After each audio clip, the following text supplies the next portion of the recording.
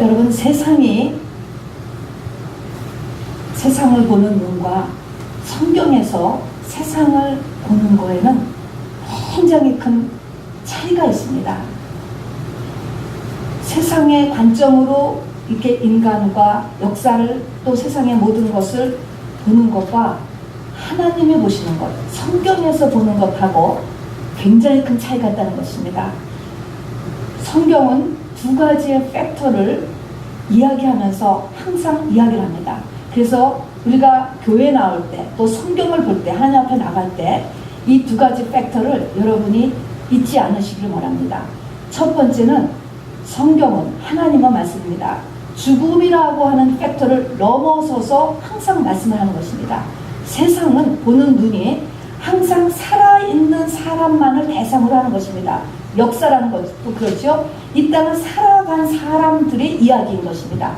또 여기 지금 살고 있는 사람들의 이야기인 것입니다. 그런데 성경은 죽음이라는 것, 하나님은 시간을 넘어선 분이기 때문에 이렇게 죽음이라는 것을 넘어서서 모든 사물을 보고 있다고 하는 것입니다. 이게 첫 번째예요. 우리가 절대로 알 수 없는 이 죽음 이후, 그 전, 이것을 바로 성경은 이야기하고 있다는 것과, 두 번째는 성경에서 이야기하는 아주 중요한 또 두 번째는 뭐냐면 천국과 지옥이 실제하고 있다라는 것을 이야기하고 있습니다. 우리가 무수하게 듣고 있지만 여러분, 이 천국과 지옥을 그것이 실제하는 것으로, 하나님께서는 실제하는 것으로 그렇게 보셔서 그렇게 모든 것을 매니지 하신다고 하는 것이에요. 그럼 그 상태에서 말씀을 하시고 결정을 하시고 운행하신다는 것입니다. 여러분, 이게 얼마나 큰 차이가 되는지 여러분 잘 생각해 보시기 바랍니다. 우리는 절대로 죽음 이후의 삶에 퀘스천을 딱 붙이고 있는데 죽음 이후를 완전히 동일선상에서 보고 있으신 분, 또 인간이 육신의 죽음 다음에는 확실한 천국과 지옥이 영원토록 실제하고 있는 그것을 현실로서 보고서 모든 것을 대하는 존재하고 얼마나 큰 차이가 있을까라는 것을 여러분 생각하시기 바랍니다. 이 두 가지 팩터를 마음에 간직을 하셔야 그래도 우리가 주님을 쫓아가는 길에 입문할 수가 있습니다. 여러분, 이 두 가지가 이렇게 이미 정황되지 않으면 계속적으로 막혀서 이 성경에 들어갈 수가 없게 됩니다. 우리는 그냥 죽음이라고 하는 것이 눈앞에서 사라지는 것인가 보다, 그거 이상은 생각할 수가 없습니다. 어느 분이 돌아가셨으면 그냥 눈앞에서 사라진 것, 나도 이 세상에서 그냥 사라지는 것, 거기까지예요, 여러분. 그런데 하나님이 준비하신 죽음이라고 하는 것은 여러분 그렇게 사라지는 것으로 끝나지 않아요. 만일에 지옥이라고 한다면 그 지옥은 견디기 어려운 고통의 도관이라고 하는 것을 성경이 이야기하고 있습니다. 마가복음 9장에 예수님께서 실제 하신 말씀입니다. 만일 네 손이 범죄하거든 그 손을 찍어버리라. 장애인으로 바로 영생에 들어가는 것이 두 손을 가지고 지옥, 꼭 꺼지지 않는 불에 들어가는 것보다 나으리라 라고 말씀하셨습니다. 만일 내 두 발이 범죄하거든 찍어버리라. 다리가 없이 영생에 들어가는 것이, 천국에 가는 것이 두 발을 가지고 지옥에 던지는 것보다 나으리라 라고 얘기했어요. 만일 네 눈이 너를 범죄하거든 빼어버리라. 한 눈으로 바로 하나님의 나라에 들어가는 것이 두 눈을 가지고 지옥에 들어가는 것보다 나으리라. 거기에는 구더기도 죽지 않고 불도 꺼지지 아니하니라. 사람마다 불로써 소금 치듯 함을 받으리라 이야기했습니다. 여러분, 이것이 예수님이 실제에 말씀하신 거예요. 윤리와 도덕을 말씀하신 것 외에 여러분 천국과 지옥의 실제성을 말씀하시고 바로 이렇게 가는 것을 예비하라고 주님께서 말씀하신 것입니다. 여러분, 이것이 얼마나 놀라운 일입니까, 여러분? 여러분, 우리가 닭을 늘 이야기하지만 닭을 보더라도 우리가 주인이 말입니다. 이 주인이 닭은 저 닭은 닭 가슴살 용으로 지금 키우고 있는 중이기 때문에 라고 하면서 가슴살이 잘 발달하고 그런 가슴살을 털으려고 특별히 그 닭을 키우고 있습니다. 어떤 이 병아리들은 저는 통째로 통째로 삼계탕용으로 지금 팔으려고 키우고 있기 때문에 많이 키우지도 않고, 그리고 그대로 어느 이상 가면은 딱 그냥 죽여 팔을 것입니다. 닭의 생애를 이렇게 한번 보고 그 주인, 그냥 객관적으로 이 두 가지를 볼 수 있잖아요. 주인의 의도와 그 닭의 생각하는 닭의 의도가 절대로 커뮤니케이션이 안 돼요, 여러분. 절대로 피차에 서로 커뮤니케이션이 안 되고 이해가 안 돼요, 여러분. 닭이 바로 앞에 있는 그 주인의 의도를 이해할 수 있습니까? 자기의 생애를 상상할 수가 있습니까? 여러분, 마찬가지예요. 여기에서 지금 하나님의 세계, 하나님의 말씀하시는 것을 우리가 지금 이해할 수 없고, 이 이해하는 채널이 뭐냐면 믿음이라는 것으로 이것이 이해가 가능한다는 것인데, 그 믿음이라고 하는 것이 근본에서는 하나님께서 넣어 주어야만 이해할 수 있는 것입니다. 그러나 오늘 이 말씀을 이렇게 들을 때 여러분께서는 이 말씀을 제가 이렇게 이야기할 때 바로 듣으려고 마음을 좀 비우실 수 있기를 주님의 이름으로 꼭 부탁드리겠습니다.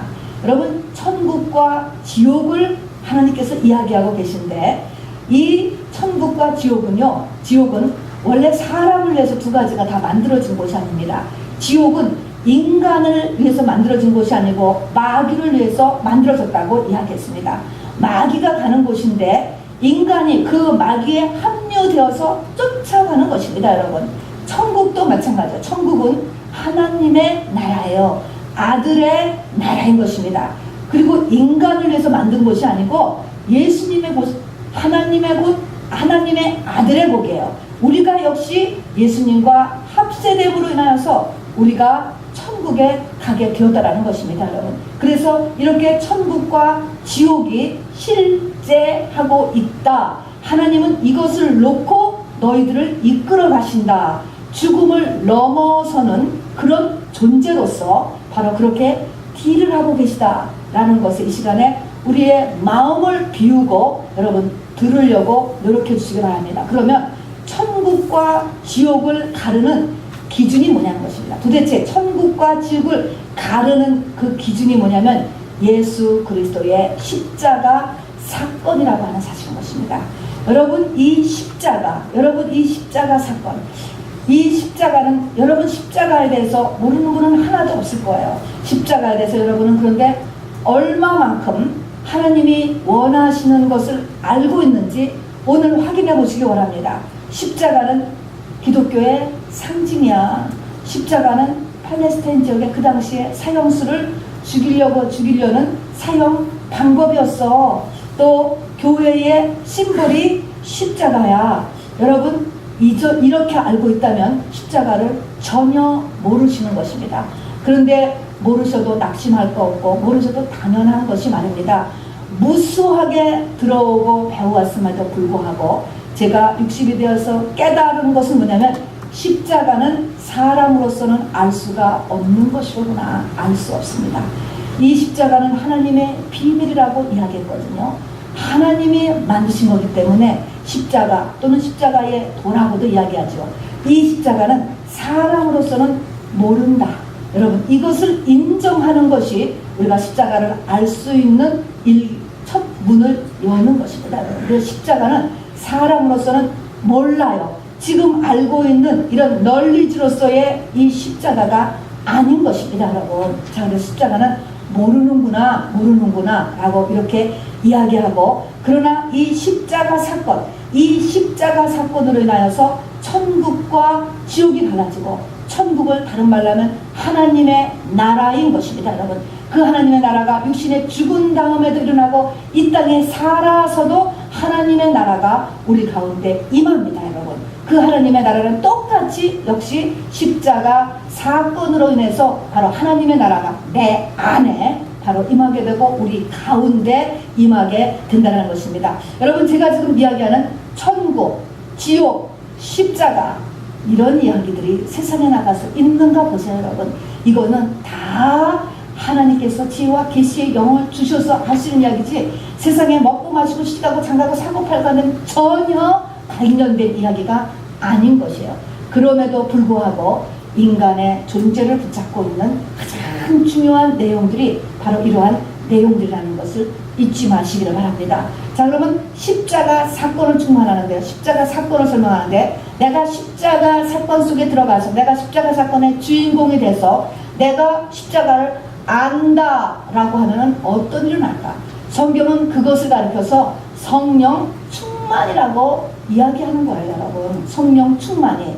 사도행전 7장에 보면은 집사님이에요. 신약입니다. 초대교회입니다. 집사님이에요, 여러분. 자, 스데반 집사가 순교를 하셨습니다. 그런데 순교를 했을 때 그때 상태를 성경은 그가 성령이 충만하여 그랬습니다. 성령이 충만하여서 바로 십자가 사건에 동참하여서 순교를 하시게 되었다는 것입니다.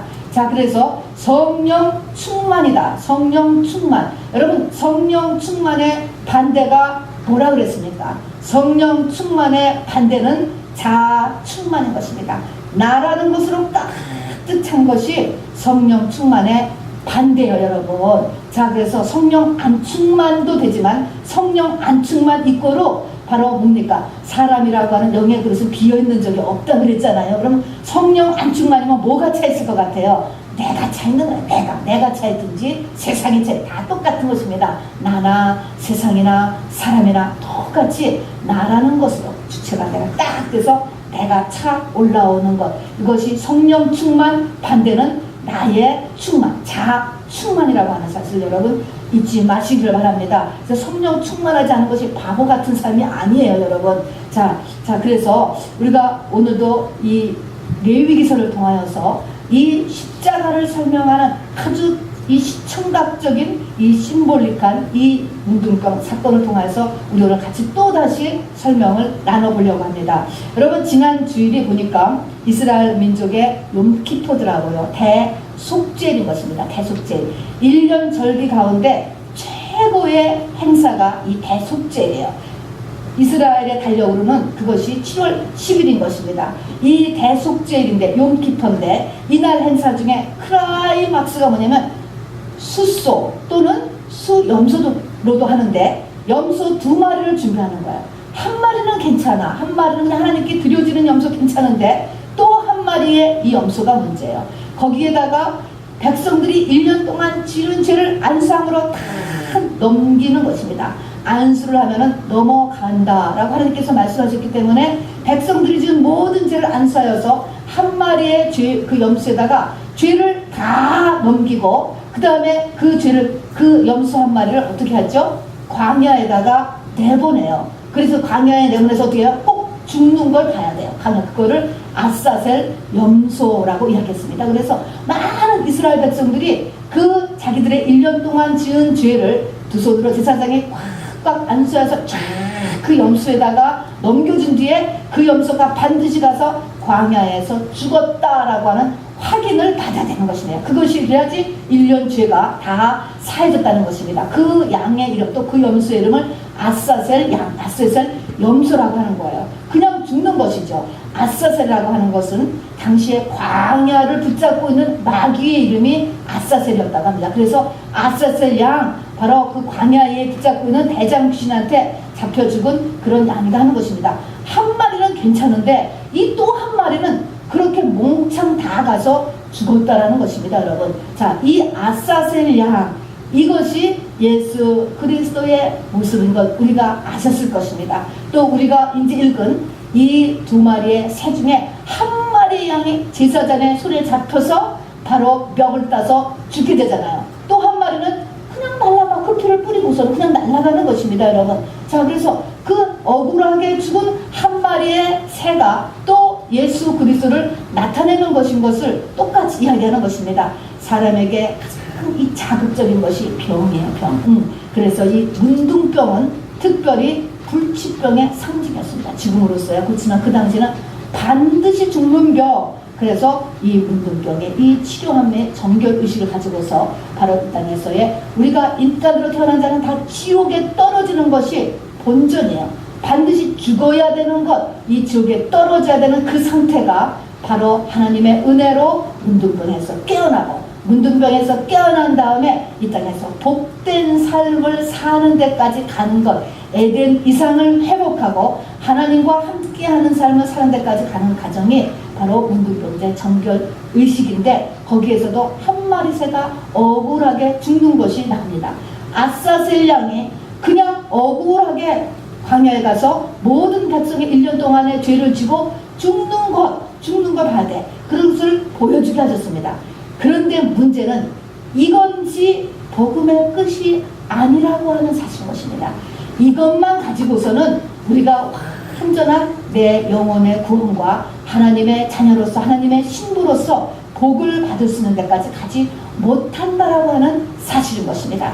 아이를 낳았으면 그 아이가 장성하는 데까지 가야 부모가 일을 다 했다 하는 것이지, 아니 크다 말고 있으면 얼마나 부모가 속이 상합니까? 마찬가지인 것입니다. 자, 그러니까 아사셀 양이 가서 죽는 그 모습을 보고, 아사셀 양이 죽었다, 내 죄를 대신하여서 광야에서 죽었습니다 라고 하는 소리를 들으면서 모든 백성들이 손을 탁탁 털고 환호성을 일고, 이제 아사셀 양이 모든 내 죄를 졌으니까 하면서 축복의 그냥 축하와 축복의 잔치를 벌리고, 그러는 것이 예배고, 그러는 것이 복음이고, 그러는 것이 바로 예수님이 나에게 하신 일이야 라고 한다면, 여러분 이것이 아직 3분의 1밖에 못 간 것입니다. 여러분 어떻게 보면 반까지밖에 못 간 것입니다. 하나님의 은혜로 내 죄가 영원히 없어졌구나, 동이 소에서 먼 것 같이 완전하게 없어졌구나, 저주라는 것은 다 끊어졌구나, 우리는 행복한 하나님의 자녀이다, 염소 빠이빠이 하고 끝나는 것이 아니라, 성경은 그 다음을 얘기했습니다. 우리가 그 아사셀 양의 뒤를 우리도 따라가야 이것이 완성이 된다라는 것입니다. 여러분 싫지요. 보는 거는 좋아요. 보는 것은 좋은데 여기서 아사셀 양을 따라가야 한다는 것입니다. 애굽에서 탈출할 때 양을 잡아 집 문에 피를 취하면 그 집안에서 무슨 짓을 하든지 간에 그것을 그냥 다 같이 애굽을 탈출할 수 있었는데, 가나안까지 가려면 광야 생활을 승리해야 된다고요. 광야 생활을 승리해야 가나안을 들어갔다는 것입니다. 실질적인 거예요. 광야는 관념에서 되는 것이 아니었습니다. 그렇듯이 내 삶에서 실질적으로 바로 똑같이 아사셀 양을 쫓아가는 이 일이 우리 가운데 일어나야 된다는 것을 성경이 이야기하는 것입니다. 베드로전서 2장 21절은 이렇게 이야기했습니다. 너희가 부르심을 받았으니 그리스도가 너희를 위하여 고난을 받으사 너희에게 본을 끼쳐 그 자취를 따라오게 하려 하셨느니라. 분명히 사도 베드로를 통해서 예수 그리스도는 하나의 우리의 본이 되고, 우리가 주님의 가신 본을 따라오게 하려고 그 뒤에 성령을 보내셨다라고 말씀을 하시는 것입니다. 그래서 예수님의 공생애가 끝나는 마태복음, 마가복음, 누가복음, 요한복음이 예수님의 공생애인데, 맨 끝인 요한복음에 보면은 여러분이 찾아보시면 압니다. 제자의 대표인 베드로에게 예수님은 너는 나를 따라오너라 라고 2번이나 간절히 이야기한 것입니다. 따라오라! 주님이 가신 그 길을 같이 성령의 도우심을 받아서 바로 주님의 가신 그 길을 오라 라고 이렇게 이야기하는 것입니다. 오늘 히브리서, 바로 신약의 레위기라고 하는 히브리서에도 똑같이 말씀하는 것이 히브리서 3장에 우리도 능욕을 지고 영문 밖으로 나가자. 영문 밖이라는 것은 예루살렘 성 밖인 것입니다. 예수님의 십자가 처형을 받았던 것, 죄수들을 죽였던 골고다가 있었던 그것이 바로 예루살렘 성전 밖, 그 영문 밖으로 나아가자. 우리도 글로 나아가자 라고 이렇게 말씀을 했습니다. 여러분 참 놀라운 것은 바로 예수 그리스도의 십자가에 우리가 동참하지 않으면 내 죄가 무엇인지를 여러분 몰라요. 여러분은 여러분의 죄를 아세요? 내 죄가 머리털까지 많은데, 내 죄를 예수님이 다 감당하셨다 하는데 여러분의 죄가 머리털까지 많습니까? 한번 여러분 실질적으로 생각해 보세요. 내 죄가 안 보여요. 여러분 맨날 그렇게 얘기했으니까 무조건 다 됐겠지가 않은데, 여러분 내 죄도 모르면서 무슨 내 죄를 위해서 돌아가셨다는 게 무슨 나에게 실질적인 의미가 됩니까? 여러분 내 죄를 모르면서 내 죄를 위해 돌아가셨다는 것은 다 착각이에요. 착각. 내 죄는 십자가를 가야 그 십자가에서 나오는 하나님의 그 생명의 빛으로 비춰져서 그 능력으로 인해서 내 죄가 보여지는 거예요. 안 그러고는 우리가 걸쳐낼 죄가 여러분 한 10가지 정도나 뽑아낼 수 있을까? 몇 개나 뽑아낼 수 있을 것 같아요. 몇 개나 우리의 죄를. 우리의 머리털같이 많은 죄, 수십만 개나 되는 죄를 여러분 속에서 뽑아낼 수 있습니까, 여러분? 우리는 절대로 그 죄를 뽑아낼 수 없어요. 그런 더군다나 신앙생활을 조금 하다 보면은 웬만한 것, 윤리도덕적인 것을 회개하고 나면 죄가 없어요. 그러고 나면은 그 다음부터는 무조건 내 죄는 그냥 다 사해졌으니까 어떻게 해서든지 부활의 권능으로 내 삶을 더욱더 살찌게 하는 데만 무조건 집중을 하게 되는데, 여러분 피를 바르지 않고 기름을 바를 수가 없었습니다. 우리가 읽는 것처럼 내 죄가 하나님 앞에 해결이 돼야 바로 여기서 회개하라 천국이 가까우다. 실질적으로 내 안에 바로 묶인 것이 풀어지고 바로 멍에가 꺾여지고 저주가 끊어지는 바로 그 사건이 우리 가운데 이루어지는 것입니다. 자, 그래서 십자가를 엄밀히 말하면 모른다, 아니면은 내가 아는 것은 아주 조금에 의해서 바로 성령의 택함에 의해서 내가 알게 되었다. 이 정도로 우리 자신을 이렇게 낮추고 하나님 앞에 나아갈 수 있어야지만 되겠습니다. 여러분, 예수 그리스도의 십자가의 죽음은 내가 똑같이 그 길을 가서 똑같이 죽음이 되어야지만, 거기에 동참되어야만 바로 거기서 내 죄를 보게 되고 그것으로 인하여서 눈이 열려져서 세상을 밝히 보게 되는 것입니다. 그것을 성경은 새 사람이 된다 이야기하고, 성경은 바울을 통해서는 이 땅에 있는 모든 사람의 눈이 다 장님이라고 그랬잖아요. 그래서 사도 바울의 사역의 첫 번째가 새 사람의 눈을 뜨게 하는 것.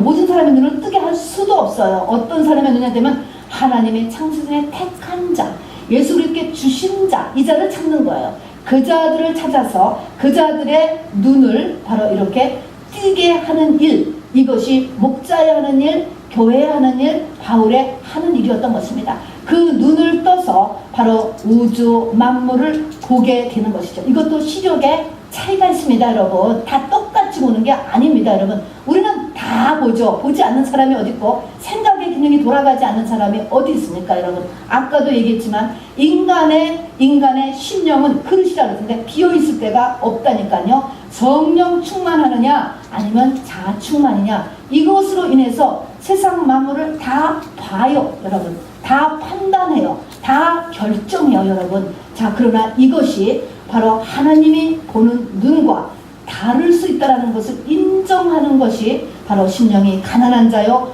오늘도 이런 자세를 갖고 우리가 하나님 앞에 나아갈 수 있게 되기를 바랍니다. 성경은 이 십자가에 대해서 아주 여러 모양, 여러 방법으로 성경 66권이다 이것을 설명해 놓고 있습니다, 여러분. 어떻게 이 흙덩이가 진리에 이르는가? 어떻게 이 흙덩이가 영원한 생명을 얻는가? 여러분, 이것에 대해서 써놓고 있는 것이 성경이고 교회고 부름받은 사람이 이것을 위해서 바로 일하는 것입니다, 여러분. 저도 마찬가지인 것입니다. 십자가에 못 박혀 죽는다고 하는 것은 3차원의 얘기가 아니에요. 우리의 오감의 세계가 아니라고 하는 사실인 것입니다, 여러분. 다른 세계의 이야기인 것입니다. 어쨌든 저와 여러분은 이 십자가로 초청을 받으셨어요. 십자가의 도로 초청을 받으셨어요. 부활의 권능으로 초청을 받으셨기 때문에 이것을 향하여서 나아갈 때 여러분, 우리가 지금 하고 있는 일은 죽음을 넘어서는 놀라운 세계를 같이 인도함 받고 있다는 것을 잊지 마시기 바랍니다. 우리는 지금 120년을 놓고 딜하는 것이 아니라고 하는 사실을 잊지 마시기 바랍니다. 자, 그래서 오늘 레위기의 13장, 14장이 문둥병자에 관한 이야기 전체를 적고 있습니다. 13장은 무슨 얘기냐면요, 이 문둥병을 이렇게 진단하는 것을 제사장만이 하게 됐어요. 아니 뭐 제사장이 무슨 의사냐? 당신 의사가 없어서 그게 아닌 것입니다. 하나님 하나님께서 그렇게 하도록 하셨어요. 왜 그러냐면 이 문둥병자라고 하는 것은 그 당시에는 불치병이면서 이 문둥병을 바로 코듯 이 땅에 태어난 사람을 문둥병으로 하나님께서 보신다라고 하는 것 때문에 문둥병자로 본 거예요. 이렇게 문둥병자에 지금 정결의식을 적어놨다라고 하는 것입니다. 그러니까 이거는 한센시병에 걸린 저 소록도에 있는 특별한 사람들의 그룹을 이야기하는 것은 아니라 인간으로 태어난 자는 다 하나님이 보시기에는 문둥병자다라고 이야기하는 것입니다. 그러면 문둥병자다라고 해야 하는 것은 문둥병자는 반드시 죽는 명. 뭐예요? 너는 이 땅에 끝나면 다 그렇게 영영이 꺼지지 않은 불 속에 던져지는 존재다. 이걸 이야기하는 거예요.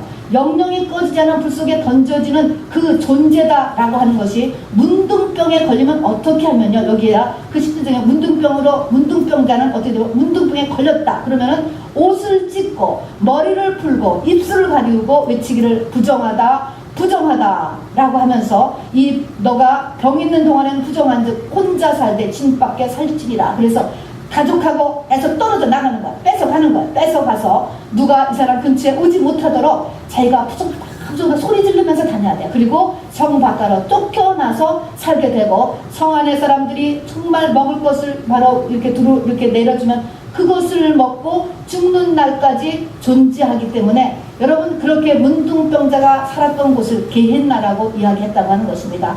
그래서 그거를 지옥의 또 다른 표현인 것입니다. 바로 어떤 사람이 이렇게 자기가 문둥병이 발견되어서 자기의 모든 일을 스탑해야 되고 가족에서 떨어져 나가서 근처에 누구하고도 같이 할 수 없을 만큼 부정하다 손을 지르면서 바로 저 쓰레기 불태우는 곳에 떨어져서 거기서 내려주는 음식으로 죽을 때까지 연명하면서 소망 없이 사는 그런 존재, 그리고 반드시 죽는 그런 존재가 그런 존재, 지옥인데 그런 것이 인간의 실존이라고 하는 것을 여러분 깨닫기를 원하는 것입니다.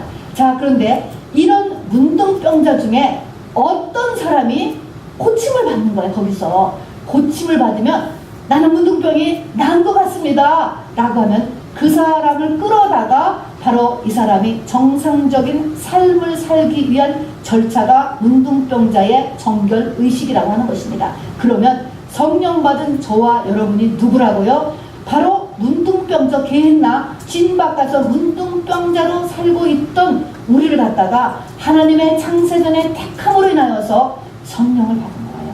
교회로 인도함 받은 것이 문둥병이 나은 것입니다, 여러분. 이렇게 보는 거예요. 그러면 이제 문둥병이 나은 것까지는 좋았어요. 나았습니다, 여러분. 그래서 우리는 지옥은 안 가. 지옥불은 안 떨어지지만 나은 우리가 바로 여기 보니까 문둥병자가 바로 온전한 복된 삶을 살기 위해서는 오늘 레위기 14장에 보니까 세 가지의 단계를 거친다는 것입니다. 세 단계. 오늘 그것을 같이 설명하는 것입니다. 이 세 단계를 거쳐서 맨 끝은 어떤 단계냐면은 회막, 성막에 들어갈 수 있어야 돼요. 성막에 들어간다라고 하는 그 의미는 하나님과 동행하는 사람이 되는 데까지 가야 되는 것입니다, 여러분.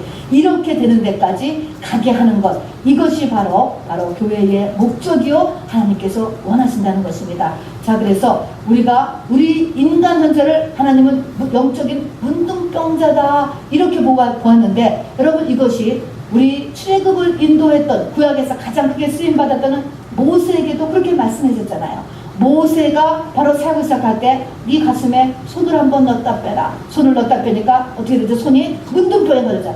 너 문둥병이야. 너 모세 너 문둥병이야. 그리고 바로 다시 하나님께서 이 손을 깨끗하게 하고 본인을 깨끗하게 하심으로 인해서 너 문둥병인 거 고침받고 네 백성 하나님의 택한 백성 문둥병인데 이 문둥병은 다 고쳐주는 일, 이것이 바로 출애굽을 해서 가나안에 이끄는 과정이다 라고 하나님께서 설명을 해주셨던 것입니다. 그래서 구약에서는 이 땅에는 모든 사람을 문둥병자로 하나님이 이렇게 처방전을 내렸고, 신약에서 쓰임받았다는 사도 바울에게서는 이 땅에는 모든 사람을 소경, 이렇게 하나님께서 처방전을 내어 주셨습니다, 여러분. 자, 여기에서부터 시작하는 것입니다. 우리가 성령 받았을 때 이거에서 이제 딱 난 것입니다. 자, 여기 이렇게 벗어난 것을 보면은, 자, 문둥병자의 정결의식이 바로 여기서 이제 세 단계를 거쳐갑니다. 근데 요즘은 그런 분들도 별로 없는 것 같은데, 제가 은혜 받을 때만 해도요, 참 하나님 이 한민족에게 은혜가 참 많았습니다, 여러분. 그때 막 이건 하나님 주셔야 되는 거니까. 은혜 받은 분이 그때 이런 기도를 하는 분들 저는 간증을 많이 들었습니다. 하나님 내 모습이 어떤지, 내가 보기엔 내가 너무나 훌륭하고 주변 사람들이 나를 보기엔 너무나 정말 훌륭하고 아름다운 이런 사람으로 보는데 하나님이 보시기에 내 모습은 어떻습니까? 이렇게 기도를 하면요, 하나님이 보여주시는 모습을 보면 항상 문둥병자로 보여줘요, 여러분. 손이 떨어져 나가고 코가 떨어져 나가고 귀가 떨어져 나가고 그런 사람으로 보여줬다는 거야. 그래가지고 깜짝 놀라가지고 그때부터 하나님 앞에 얘기하고, 그런데 요새는 그런 사람들이 없어요. 이게 얼마나 큰 은혜였는지 몰라요. 그런데 그때 보여주는 것이 대부분 자기의 모습을 그렇게 코 떨어지고 눈 떨어지고 그런 눈통이 손이 되고 하는 그런 문둥병자로 많이 보여주셨어요, 여러분. 벌써 30년 전 얘기예요, 여러분. 자, 이렇게 우리 자신의 모습을 어쨌든 이렇게 문둥병이 시작을 한다라는 것이고요. 자, 어쨌든 이렇게 하면서 이제 문둥병자가 이제 정결의식을 시작하는데, 우리가 다 문둥병자인데, 이 문둥병자 중에 몇이 나왔어. 그래서 이제 좀 들어왔어요. 성 안에, 밖에다가 들어왔습니다. 자, 그러면 문둥병자의 한 가지의 특징이 있어요. 문둥병에 걸렸어요. 물론 몰골이, 문둥병에 됐으면은 몰골이 흉악해지고 반드시 죽어야 되는 병인 건데, 문둥병이다라고 진단을 해서 성 밖으로 내쫓았을 때에 문둥병의 증상은 뭐냐? 눈이 떨어지고 눈썹이 떨어지고 코가 떨어지고 발이 떨어지고 하기 전에 문둥병의 증상이 무엇이냐면은 바늘로 찔러봐. 어때? 아파 안 아파? 안 아프다는 것입니다. 찔렀는데 안 아픈 게 이게 문둥병이에요, 여러분. 그러니까 이런 문둥병자들은 손가락 자르는 거 내기도 하고 하나도 안 아프니까, 뜨거운 물에 살을 개도 안 아프니까 한대잖아요, 실질적으로. 바늘로 찔렀는데, 날카로운 칼로 찔렀는데 안 아프다. 성경은 이 날카로운 칼이 무엇일까요? 하나님의 말씀인 것입니다. 하나님의 말씀을 들었는데, 성경을 읽는데 아무렇지도 않아. 말씀이 선포되는데 나하고 아무 감각이 없으면 그게 뭐야? 그게 문둥병인 것입니다, 여러분. 세상의 것에는 민감하게 반응하고, 내 재산에서 조금이 없어지는 걸 그냥 반응이 펄떡펄떡 뛰는데, 하나님의 말씀에서는 아무 반응이 안 오는 것을, 그것을 성경은 네가 문둥병자라구나, 이렇게 성경은 진단을 내렸던 것입니다, 여러분. 자, 그런데 이렇게 하는데 마지막 때가 되면 어떻게 한다 그랬습니까? 소돔과 고모라 성이 마지막 때 심볼인데, 소돔과 불로 망했잖아요. 마지막 때 인류가, 이 지구가 불로 멸망을 하는데, 그때 소돔과 고모라 때 하나님의 말씀을 농담으로 여겼다 그랬습니다, 여러분. 하나님의 농담은 뭡니까? 맞아도 그만, 안 맞아도 그만, 그 정도인 거예요. 들어도 그만, 안 들어도 그만, 이런 것들인 것입니다. 이것이 이 시대에 다시 오고 있어요, 여러분. 성경 말씀이 나에게 들어오지도 않고 나에게 아픔으로 오지 않는 것입니다. 그것은 나의 연구 대상이요, 판단의 대상이지, 바로 그것이 나를 찌르는 대상으로는 no thank you. 이렇게 되면은 이것이 큰일 날 일이라는 것입니다, 여러분. 자아 충만, 성령 충만이 아니라 자아 충만으로 딱 올라가는 것이죠. 구약 성경에 대표적인 4명의 사람이 나와요. 게하시가 나와요. 모세의 누나 미리암이 나와요. 문둥병 걸린 사람들. 나아만 장군이 나와요. 우시야 왕이 나와요. 이 사람들이 문둥병 걸린 이 대표적인 사람들, 이 모습을 보면은 이 사람들이 다 뭡니까? 나름대로의 생각을 하는 것입니다. 이렇게 해서 돈을 벌고, 이런 것은 틀렸고, 이런 것은 내가 해야 되고 하는, 성전에서, 세상에서, 가족 간에서, 모든 것에서 하나님의 말씀과 상관없이 자기 생각대로 함으로 인하여서 바로 문둥병에 걸렸던 일을 성경이 이렇게 기록을 하고 있습니다. 자, 그래서 어쨌든 이 문둥병을 이제 치료하는 과정이 나오는데, 여러분 3단계로 치료한다고 그랬습니다. 이 정결의식이. 그런데 이 성경에서 항상 셋이 나오면 항상 구약에 여러분 성막을 잊지 마시기 바랍니다. 성막, 사흘. 예수님이 바로 요나의 표적이, 모든 표적에 바로 가야 될 목적지다라고 이야기하는 것처럼 이 사흘, 이 똑같이 성막이 셋으로 나오는 셋을 생각하시기 바랍니다. 성막에 보면은 성전 뜰이 있습니다. 두 번째가 성소가 있고 다음에 지성소가 있잖아요. 아까 아사셀 양이 내 모든 죄를 지고 동에서로 뭔가 없어져 버린 거, 할렐루야 할렐루야, 주님이 내 죄를 다 지고 돌아가셨어 라고 하는 것은 성전 뜰의 단계인 것입니다. 성전 뜰의 단계인 것입니다. 자, 그 다음에 거기서 이제 성소와 지성소를 들어가야 됩니다. 예수님께서 내가 오늘과 내일은 병을 고치고 귀신을 쫓다가 사흘에는 완전하여지리라. 예수님 말씀하셨습니다. 그러니까 세 등분인데 이것을 크게 나누면 또 두 등분으로 나눌 수가 있는 것입니다. 그래서 오늘과 내일이 있고 사흘이 있습니다.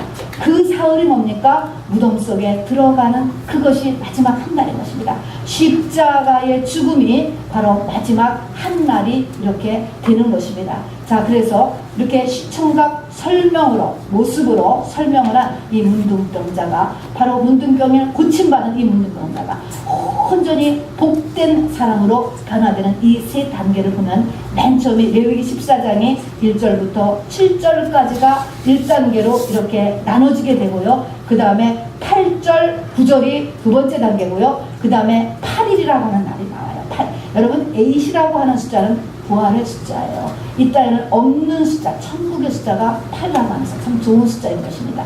8일에 그랬습니다. 왜냐하면 세상이 7일로 돌아가잖아. 근데 8이라고 하는 없는 날이기 때문에 8이 부활의 숫자인 것입니다. 여러분, 우리가 지금 주일날 모이는 것은 안식일의 의미가 아니고 이거는 제8일이에요. 여러분, 주일이. 그래서 이렇게 제8, 주님이 부활하신 그날에 이렇게 모이게 되는 것입니다. 그래서 1절부터 7절까지는 바로 성전 뜰까지 이야기고, 그 다음에 8절 레위기 14장 8절 9절에 보면 7일 동안 바로 이 사람이 이제 해야 될 일이 있고, 그 다음에 10절부터 끝까지는 제8일에 해야 되는, 이렇게 세 단계로 나눠지게 됩니다. 맨 첫 번째 단계는요, 이때는 정말 할 일 없어요. 쉬워요. 여러분, 좋은 거예요. 아서슬령이 가는 거 보고 있으면 되는 거예요. 자, 내가 집 문 앞에다가 피만 바르고 그냥 같이 다 모세 인도하에 나오기만 하면 되는 거예요. 어떠냐면은 여기에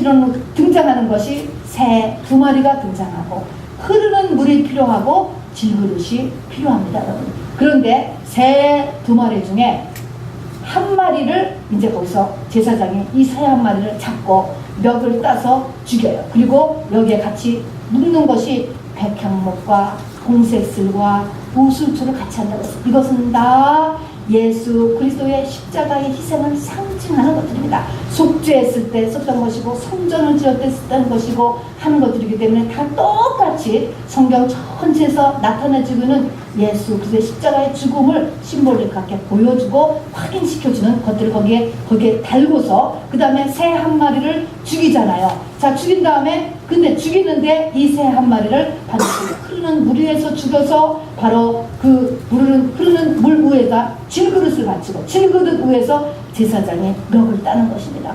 그런 다음에 그 죽은 새의 피를 묻혀서 또 다른 새에다 묻혀준 다음에 그 새는 나가버려. 자유야. 신나는 거지. 이런 거를 그냥 보여주는 거야.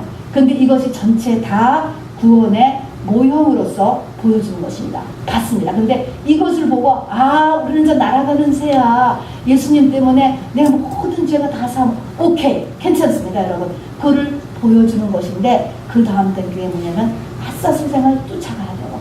예수님이 가신 길을 우리가 따라가야 된다라는 것이 두 번째 단계가 되는 것입니다. 두 번째가 이제 성전 뜰의 신앙인 것입니다. 이 문둥병에서 나은 이 사람을 이것을 보여준 다음에 이제 두 번째 단계 들어가는데, 여러분 이 첫 번째 단계에서 여러분 무엇을 붙잡아야 되는지 아세요? 이 단계가 전체 구원의 모형인데 여기서 꼭 붙잡아야 될 것은 뭐냐면 여러분 소망입니다. 소망.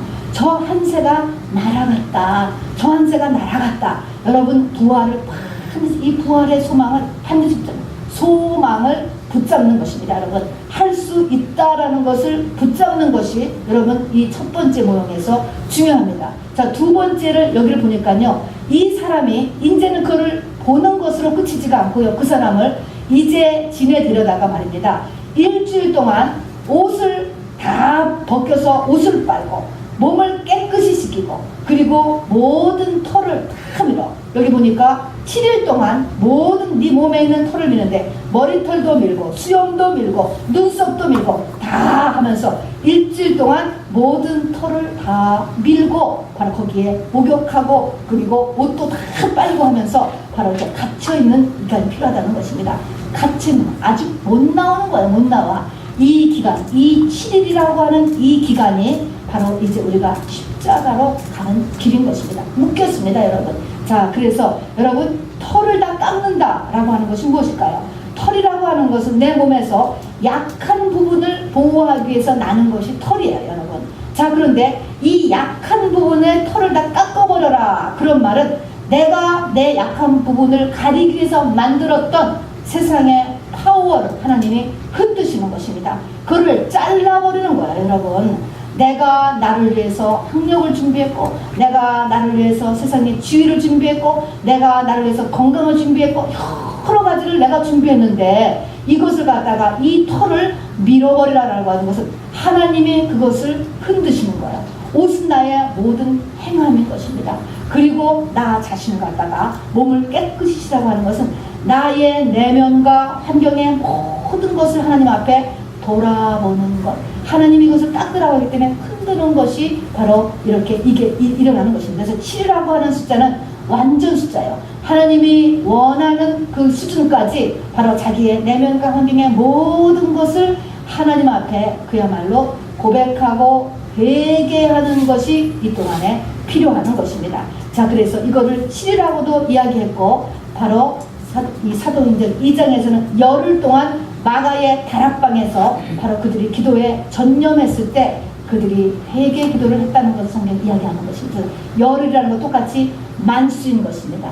여러분, 그래서 그 하나님이 원하는 그 분량만큼 자기 생의 전부를 하나님 앞에 내면과 환경 모든 것을 돌아보는 일이 차야지 그 다음에 8일이 이른다라고 이야기하는 것입니다, 여러분. 그리고 여기서 잊지 말아야 될 것은 반드시 흐르는 물 위에서인 것입니다. 하나님의 말씀이 없이는 절대로 이것이 돌아보는 것이 돌아지지가 않는다는 것이죠. 우리가 9월 14일 지난 주일이 용키포 대속죄라고 했습니다. 대속죄일은 그날 하루로 끝나는 것이 아니고 유대민족은요 이것이 열흘 동안 계속해서 이달 요번 주죠. 25일 열흘 하고 나서 로시 하슈나 그래가지고 유대인의 뉴 이어가 열흘 끝나고 나서 시작돼요. 이것이 다 성경에 기본을 두고 일어나는 것입니다.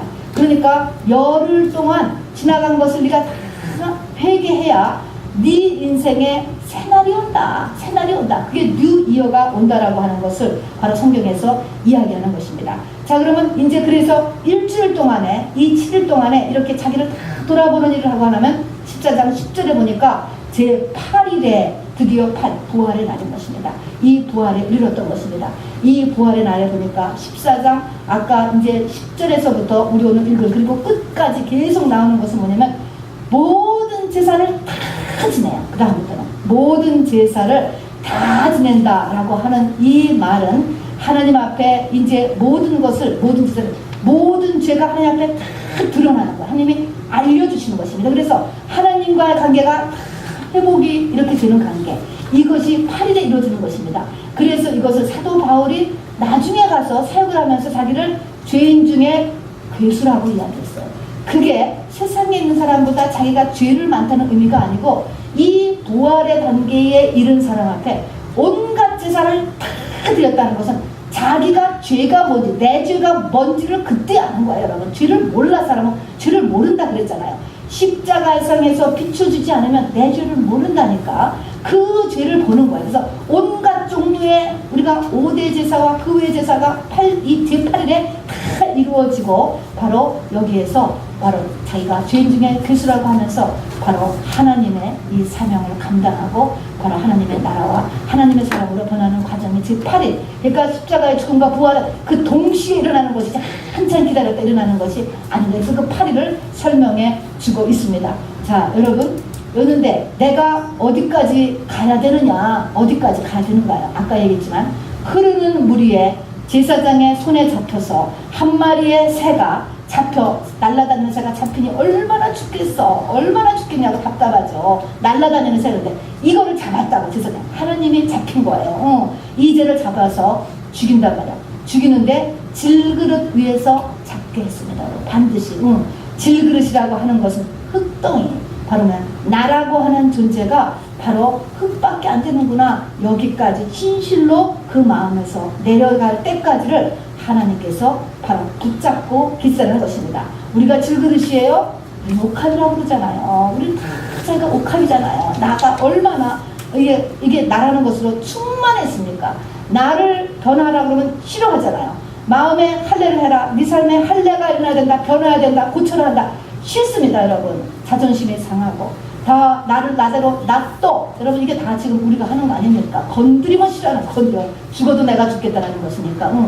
이런 상태가 내가 질그릇이라는 것을 깨닫는 거야. 질그릇. 흙덩이에 불과한다. 여러분 이 상태가 바로 예수님과 연합하는 단계고 내가 하는 기도가 하나님께서 중보 기도를 그대로 받으시는 단계인 것입니다. 여러분 그래서 아브라함이 바로 기도할 때도 아브라함이 조카 롯을 건져냈잖아요. 여러분 우리가 빨리 이 단계까지 가야 된다니까요. 이모 종말이 온다 하는데 그거 걱정할 게 아니고 내 믿음 크는 게 걱정인 것입니다.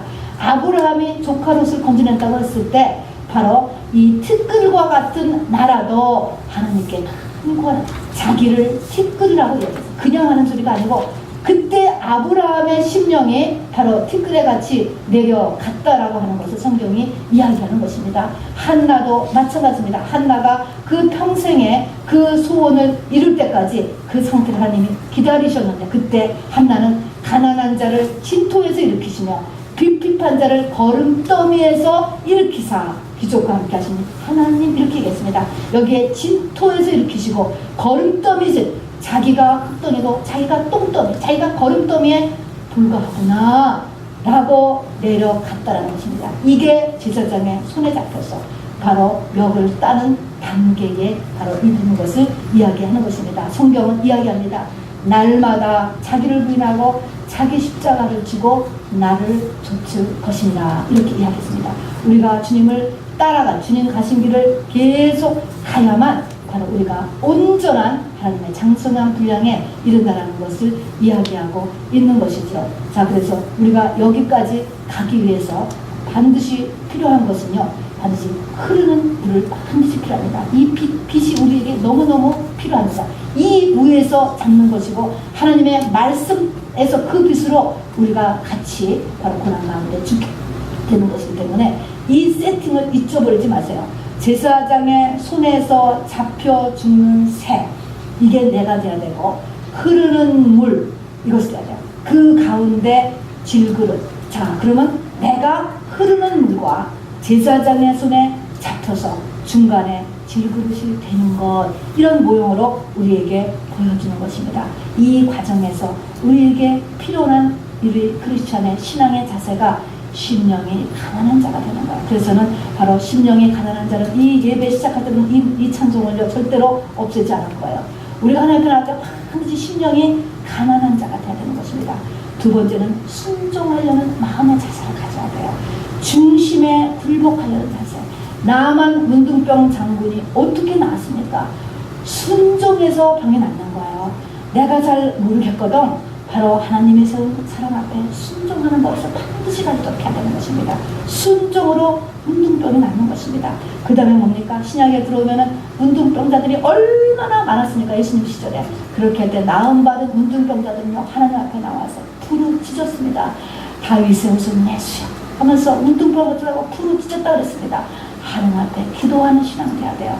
하나님 살려달라고 기도하는 거예요. 내가 문둥병인지 모르지만 하나님께서 내 문둥병을 고쳐주시려고 하는 것을 모르지만 당장 하나님은 나를 붙잡아가고 꼼짝 못하게 제사장에. 그러면 불편한 거예요. 문제가 생기는 것입니다. 이 문제 없애달라고 부르짖는 것입니다.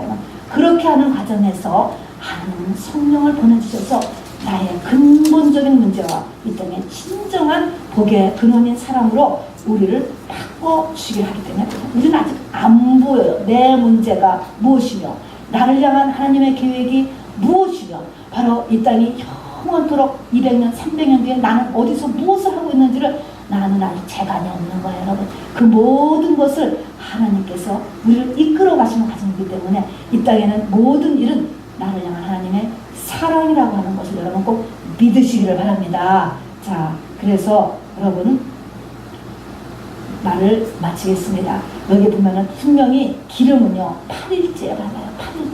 8일째에 바로 피를 바르고 기름을 발라서 귀에다가 오른쪽 귀에 바르고 오른쪽 손에 바르고 오른발에 엄지발가락에 발라주고 그렇게 피를 발라줘요. 그 피를 바른 다음에 기름을 부어요. 손에 기름을 붓고 발에 기름을 붓고 또 귀에 기름을 바르고 머리에 기름을 붓는 것입니다.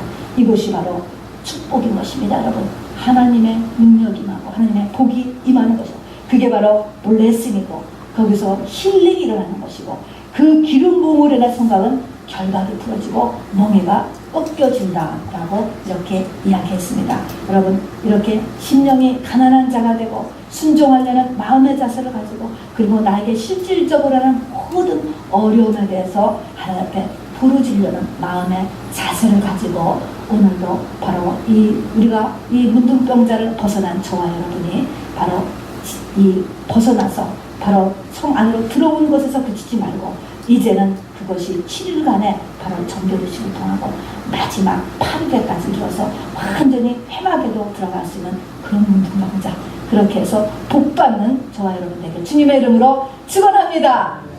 네, 우리 마지막 찬양 같이 드리고 축사함으로 모두 마치겠습니다.